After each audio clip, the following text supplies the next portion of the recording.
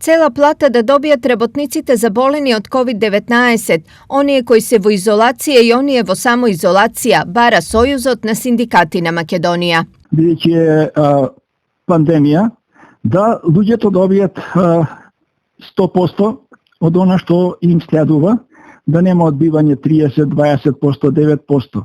Но и да не се оптеретат работодавачите, бидејќи во овој момент и тие се наоѓаат во една состојба која што треба да му платат на работникот, а ваму не може да му дојде на работа по сила на одредена болест која што во моментов нити работникот е крив, нити работодавачот.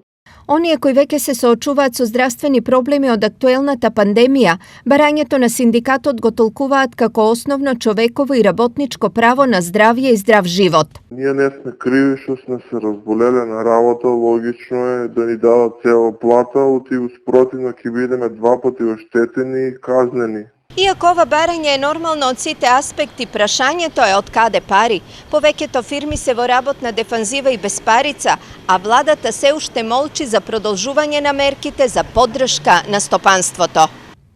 Имаат ли за ова размислување од синдикатот? Треба можеби да има солидарен фонд кој што ќе го има државата или Министерството за финансии, која во одредени ситуации или состојби, кои што би се нашли одредени фирми, без разлика од која гранка се, значи на некој начин мора заеднички да најдеме јазик со кој што на луѓето би им помогнале.